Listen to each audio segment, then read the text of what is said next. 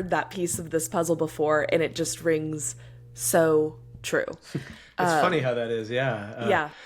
It is the biggest, it is the challenge of all line fives, in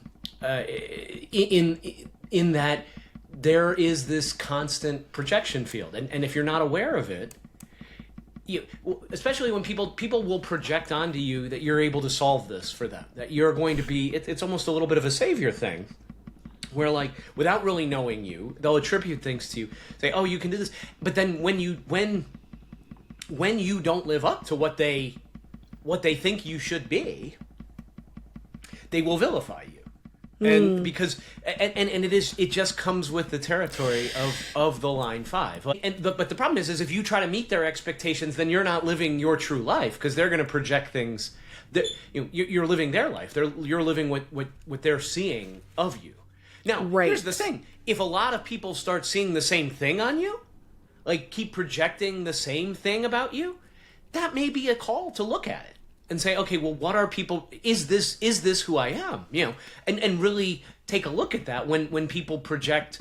If you're getting the same projection over and over again, why? Ask yourself that. How is this being projected? So you can always ask yourself that.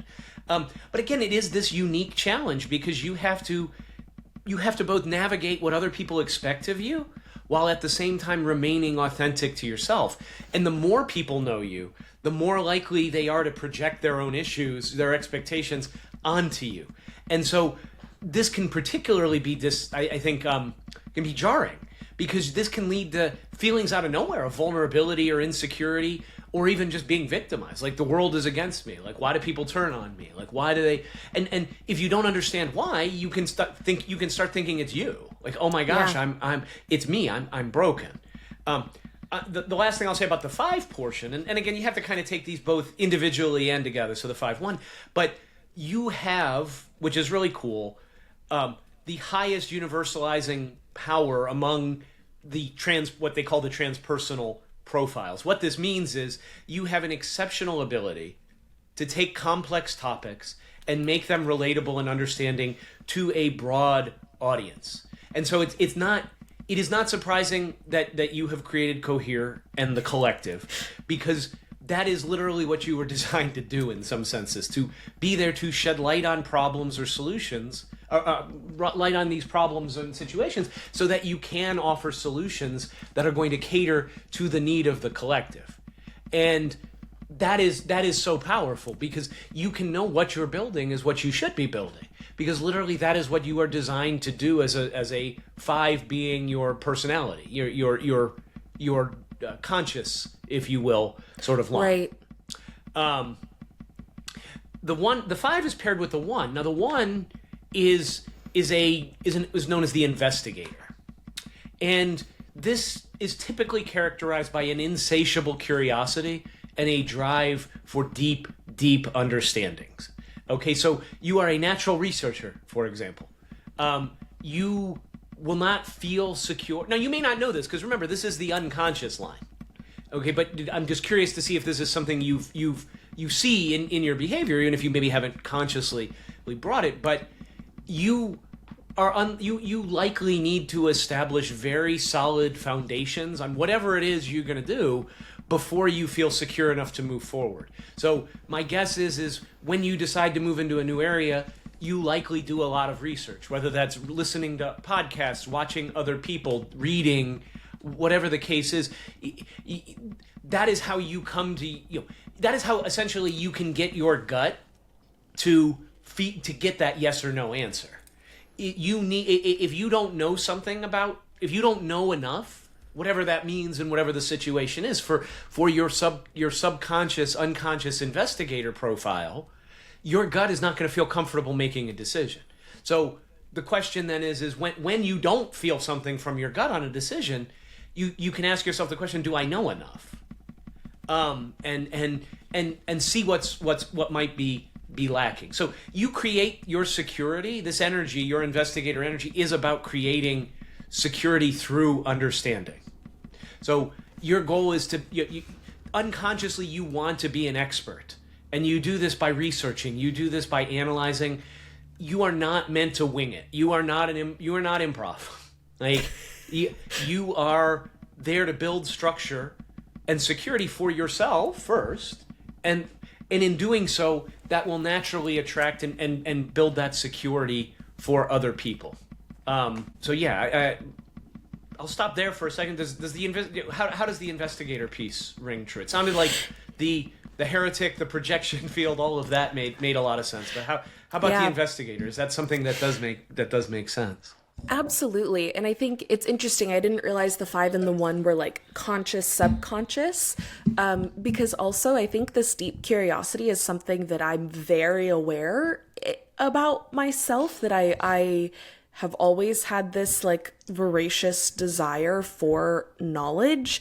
And I do like being an expert in something. And that's actually where a lot of, I think, insecurity will come from in sharing knowledge or sharing my opinions, is like, do I know enough to be considered an expert? Do I consider myself an expert in these ways? And there are certain things that I am certainly like, oh, I'm an expert in this. But it's like, am I enough of an expert to put my thoughts and opinions and suggestions out there? Because there is this desire to like, if I am doing something, I want to understand it fully, like every single inch and nook and cranny that I could of this thing, not just to know it, but to be able to then share it with other people. And this is going to sound a little weird, but like be the expert on that thing. It's like there's no possible way that anyone else could know more than me about this one thing, because I am the expert on it. I have gotten every single possible piece of information I can about this. And of course, that speaks to like some insecurity as well as, an impractical desire. And I also have a deep respect for other people's knowledge and desire to want to partner with people to learn from them too in this way. But there is this kind of drive to, like I said, like this deep knowledge of self and this desire to know thyself. It's like, I want to be an expert on myself. I want to fully understand all of who I am. That way, when I move forward, I am the expert on myself. I'm not in the dark about anything about myself. Even as I continue to grow and change and evolve, I want to know and understand and learn all of these different layers that unfold. And I do think that it's interesting with this combination of like the sacral being my authority and needing to trust the gut, but also wanting some of this justification from the mind. It's like, oh, you really can trust your gut when you know enough. And so it's like, there is this communication piece there that I think is really important, because there are times that it's like, I don't trust my gut on this one. Why is that? Well, I need to gain more information. Like there is some scientific inquiry that we need to take into the field on this. And the other thing I wanted to mention on the line 5, just real quick while we're talking about it, is this idea that the more people know you, the more they project on you. That is so fascinating to me as well, because I'm deeply someone who like, I really don't care what strangers think about me, because it's like, you're a stranger. Like, you don't know anything about me. And if I'm in a grocery store by myself, like, I'll dance in the aisles, I'll be embarrassing, I'll whatever. I don't care, because you don't know me. I get much more